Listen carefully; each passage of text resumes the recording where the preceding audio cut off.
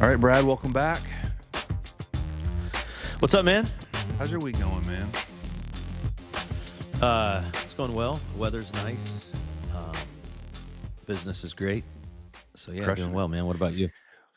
Oh, it's good. I had the stomach flu last week, dude. As you know, I was in Colorado Springs and phew, like to kill me. That was that. Plus, Yeah. I'm a bad patient, typical man. Like I just need to be Oh yeah. weighted on head and Yeah. foot when I'm. We we all are. Yeah. Yeah. We all are. So I was away from my wife, and everyone was like at Airbnb, just like fighting for my life. But I made it through, and now I'm super grateful for my health. Here's one thing that people don't know about you. I don't think they know. Maybe they do. I don't know. But I've been around a lot of people in my life and a lot of people in the music space. I would put you in the top 5, maybe even top 3 best vocalists that I've known. And that's saying like I live in Nashville. I know a lot of people who sing, right? Yeah. So Yeah. this is like this is a big part of your life up until recently. Still is a part of your For life for sure, man. fun, but you're not doing it as much like professionally or Yeah. whatnot. But I you were tried. on. I tried. Yeah, well, hey, you never know. I mean, you were on The Yeah. Voice. Was it The Voice you did, or was it American Idol? I can't remember. I did both, man. I did Did both. both. So Yeah. Yeah. give us a little taste of something. Give us 10 seconds. I'm putting you on the spot. Give us, All right. give me some Teddy Swims. Let's Try not to blow out your mic because you only all know how to right. sing one volume, and that's loud. All right, here we go. Something's got a hold on me lately. No, I don't know myself anymore. There you go. Yeah, little. That's good, dude. Feel Little bit like the more. walls are all closing in, but the devil's knocking at my door. Whoa, whoa. I love it. That actually sounded good, man. I didn't know how I was That's going to come funny. across the screen, man. That sounded awesome. So we met in college playing music, and I could play Yep. guitar. At the time, you weren't a very good I guitar could player. not. No, dude, not at all. You got better, or you didn't need me anymore. Yeah, for sure. But I was like, hey, I can Nah, play that was guitar. good, You man. can sing. Let's do it. All right, maybe more of that in the future, but for now, let's dive in. We teased this last week. We're gonna debunk the Yep. myths about on-site RV housing. Um, we're gonna address some common misconceptions and spend a few minutes just talking about that because there is a lot of questions and misconceptions about this, right? But what are some of the biggest concerns, or it's not concerns, but biggest myths you've encountered in RV housing? Um,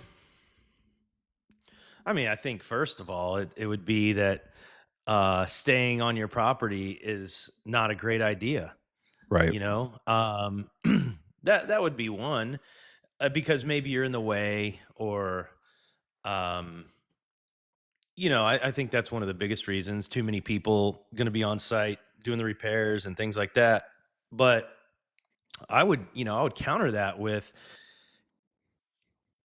you're going to have so many people on your property and you still have things on your property, right? You still have assets or whatever, right? A lot of your belongings are probably still there, and so it gives you the opportunity to look after these things, right? Number Hmm. one. And number two, really just try to keep the contractors honest and make sure they're showing up, right? It's not as easy to do when you're not on site. So I think that would be one of them for sure.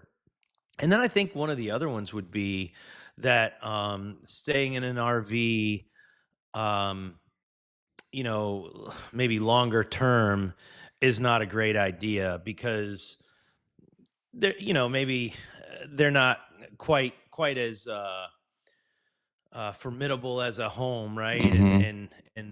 as far as how they're built and things like that. But really, if you look at this as, hey, this is a temporary home.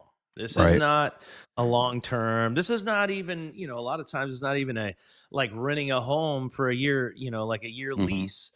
And so if you can just kind of get that in your head and say, hey, we're going to camp for a little while on our property.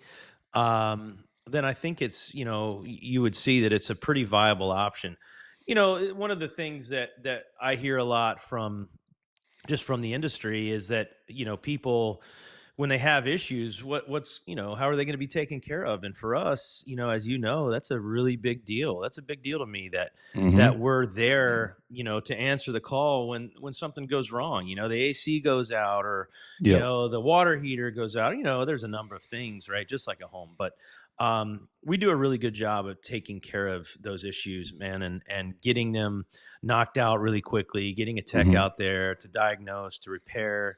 And I think that, if you talk to any of our past tenants, they would say that, Mhm. we care. We care about making sure that they're taken care of. So, Yeah, 100%. Our team calls when we do those, the majority of the time we're talking about those. So you're very involved in any issues that might come up with any of our clients, any of our I mean, we have a team that works to serve those people. And really, the team doesn't sleep. I mean, 24/7, if there's an issue or problem, we're going to help take care of it. It doesn't matter if it's a yep. weekend, whatever it is, we're going to respond to those needs.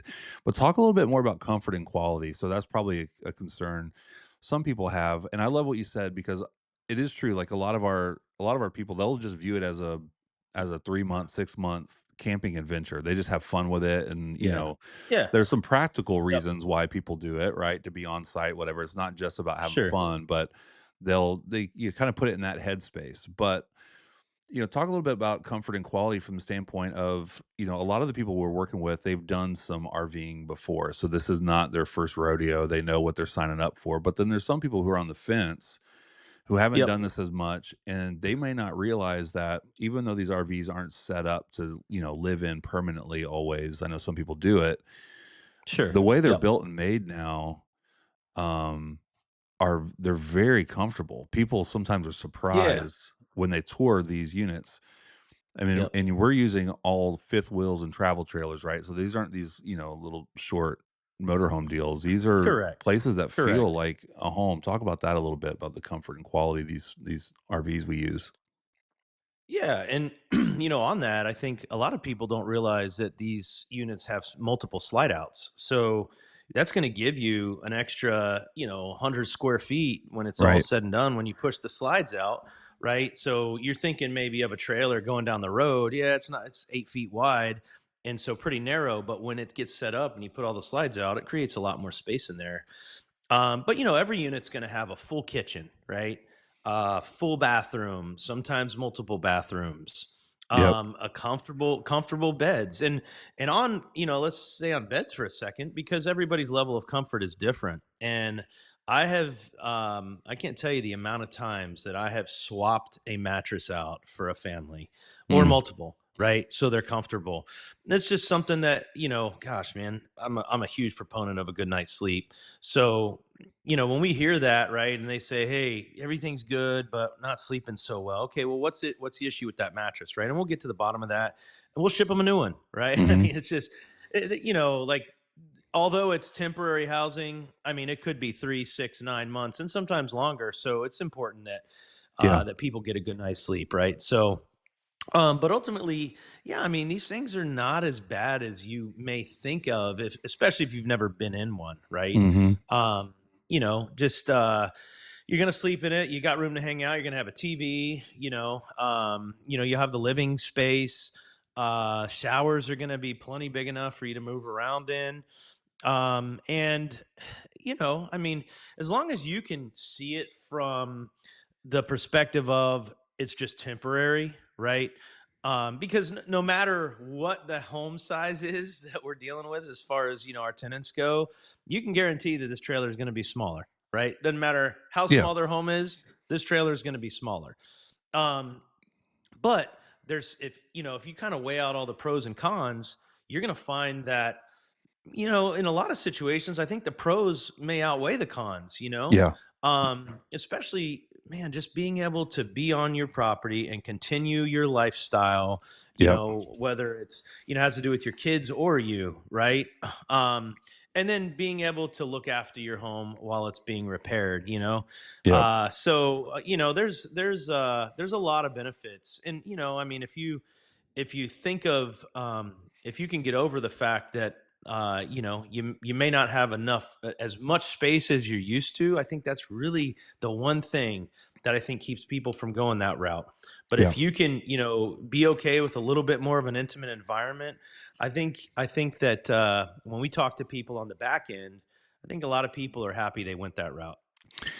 Well, yeah, and that kind of brings me to my next point because I'm a big guy, right? So I'm sensitive to this. When I'm in one of these units, Sure. it's like I'm sensitive to space and feeling claustrophobic. But I've been in several ones where there was actually like an almost like an upstairs loft area. There's bedrooms for Yep. privacy, all those different things. Yep. And I was surprised being in there as a big guy. Like, man, this feels comfortable. Um, but also you were talking about space issues. But a lot of times, what we're looking at the alternative to are hotel rooms, right? And so Correct. when you look at it through that lens, they're they're quite a bit bigger than that, and you feel connected to the outdoor space, whereas in a hotel room, you're kinda sandwiched in there or whatever. Yep. Talk a little bit about that as people are weighing out, and I love that you also you're quick to say it's not for everybody, right? So we'll vet people as they're Sure. coming through, like, this is not us Yeah. selling this as this is the best experience for everybody, it's not. That's right. But as Yeah. people are trying to decide between, like, a hotel room or an RV, what are some of those conversations like that you're having with them? Yeah, I mean, when you think of a hotel room, you're in a general space, and maybe you have kids, right? Maybe you have teenagers, right? Still kids, but older. So privacy is even more important. And in a hotel room, you have the bathroom, right? Yep. So yeah, I mean, a lot of times we are when we're talking to people, they're currently in a hotel because they had an issue with their home that they obviously weren't expecting, and so boom, now they're displaced, and so a hotel is the fastest option most of the time. And so they're there for hotels are great when you're on vacation potentially, Right. but they've been in it for a week or 2 weeks, and they're like, okay, like this is They're tough. ready to get out, man. um, yeah, they're ready to get out. They're ready to get out, and what the RV offers is the ability for more privacy. Even though quite frankly, square footage wise, it may be similar to a hotel room. Unless it's a small like studio hotel, then it would be bigger. But you're getting doors, you know what I mean? Like you're getting doors to your bedroom. So it's going to give you certainly more privacy than a hotel room is. And we hear so many people are like, I'm so ready to get out of the hotel. Oh, man. And yeah, I can't We blame hear them. that a lot. I mean, Yeah, we do. a Yeah. lot of times they'll have an animal, like, it'll be in a hotel that allows animal they're just like, "I gotta get out of this hotel. I've got this dog that I've gotta I can't cook, I can't." I Yeah. remember talking to, grandmother, this was Yeah. been probably a year or so ago, but she was so desperate to wanna cook for her grandkids again. That was her big thing. It's like, "I need to have a Yeah. space that I can cook for the grandkids," and she For really sure. missed Yeah. that, and she loved the RV that we were able equip her with. This RV actually had some outdoor cooking capabilities, and so Correct. Yeah. she had a big family, she'd have them over, they would grill, they would cook out, they would and they got to be on the property, and she was so thrilled to get out of that hotel room to be able to, cook for her family Oh again. yeah. Absolutely. Well, I mean, you have no kitchen most of the time in a hotel room, right? Yeah, Unless you happen to have a long stay type, hotel in your area. But oftentimes, most of our customers do not have that. So they're stoked, man. They're stoked to get into a trailer and be able to yep, cook again because they're like, hey, I'm tired of eating out. yep, And shoot, a lot of our tenants are in a rural area. And so then you have less restaurant options, right? And so I'm tired of eating the same place all the time, not just eating out, but eating right. the same food, you know? But there's a lot of reasons why they want to get out of the hotel. I mean, shoot, I remember one time, a lady told me, she said, listen, I know this is going to sound weird, but I've got to get out of the same room as my husband. And so I was, I said, well, yeah, that's a whole other problem right there. I don't know that we can solve that. But what we ended up doing for them is we put them in a dual master suite trailer. So basically, on each end of the trailer was, a queen bed. So they each had their own room. That's amazing. Evidently, he's a serial snorer, and so But it was good. We had some good laughs over that conversation. But yeah, man, there's just so many different. You just never know someone's dynamic. Yep. Someone's situation that they're dealing with, and so most of the time, people are absolutely stoked to get out of the hotel and into the trailer. Yeah. Well, let's switch gears just a little bit and let's talk about another myth when it comes to privacy and security. You mentioned a little bit of the privacy and some of the capabilities there, but it even speaks a little bit to where the RVs are placed on the property. Walk through that process a little bit. If someone's worried about privacy and security and the myth around are they safe, are they secure, all those things. Well, they have locks. No one's gonna but bring a truck and tow you off with it while you're sleeping or something. no, no, no, they're locked down. The doors lock. Um, but yeah, I mean, in some cases, we've put units in the backyard. So it's just kind of out of sight for people. And obviously, in that situation, you have to have the space to do that, and us be able to get the truck back there. But really, when it comes to putting it on the property, we can put it anywhere. We just want to have a solid foundation where it's going, not necessarily concrete or pavement or anything like that, but can't be on soft ground. But we've, knock on wood, we've never had any issues when it comes to security or anything like that. Hmm. Yeah, our team will look at even pull up Google Earth and look at what's around there and the surroundings and where not just for Correct. safety purposes, but just for where's the best place on the property for this to sit? Yep. Where's the most convenient? Where's it out of way construction? But also like Yep. we put a lot of time and care into making sure it's placed on the property in a spot that works for everybody, where people feel safe where it's Yeah. sitting. No, for sure. And I'll say this too. One thing that I was just thinking is, we've had some situations where the property, for whatever reason, maybe they just didn't have enough space. The yard was too small, the driveway's too small. But there also is no home or hotel within 15 or 20 miles of where they're at, because they're so rural, and sometimes even farther than that. Yeah. And what we'll do in those cases is we've put them in a campground, right? We've put them in a campground, right? There happens to be a campground within, Hmm. say, 5 miles of their home, and they want to stay close because maybe they have animals, that they've got to tend to on the property, farm animals, those types of things. And so we'll just put them in a campground where you're going to have already power, water, and sewage, right? You're going to have everything you need, all the amenities, and now they're able to be close to their home, still much closer than if they were in another home or a hotel. Right. So, and obviously, being in a campground is going to be a safe and Hmm. secure solution. So Yeah. we've done that, I'd say quite a few times actually. Can you talk a little bit? You mentioned this earlier, but I wanted to go back to it. Talk a little bit about just maintenance and support. I think some people might have the myth of like, you're gonna drop this RV off, and I'm just gonna be out here with this thing. I don't know how to work it or run it. What if something goes wrong with it while I'm out here? At Right. least in a hotel, they've got a maintenance staff and a team that if something goes wrong, they can send somebody up. Like help kind of debunk that myth around maintenance and support. Well, it's at times it can be, I'd say it can be challenging, because if something goes wrong in an RV, obviously our tenants aren't going to know how to fix it. And so what we're going to do, and this is where it gets tough for them, we're going to put a lot on their shoulders in this situation by asking them to just give us a call and let us handle it. It's that simple.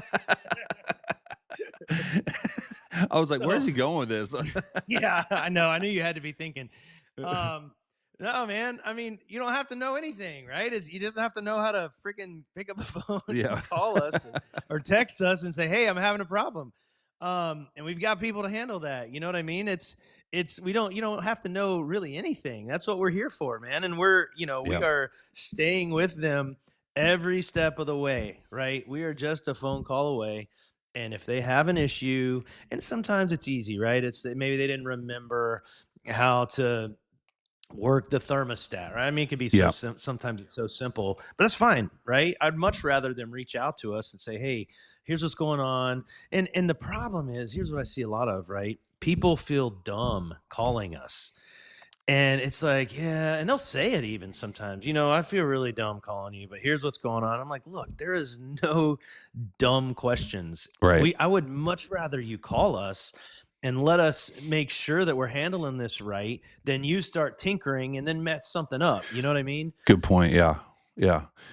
Well, and So, like you said, 9 times out of 10, those calls are simple things. We can walk them through over the phone. Hey, do this, that, the other, this switch, this, and most of yeah. the time it's like, oh, okay. It's just once you know it. But until then, Yep. it's a simple solution. Let's talk Right. before I let you go. Let's talk specifically to the insurance reps.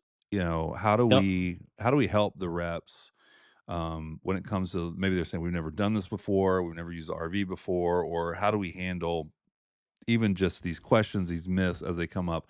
How do we come alongside these reps and make their world and their job easier? Well, I mean, we'll do as much as they'll allow us to do, right? We'll get involved as much as they want us to get involved.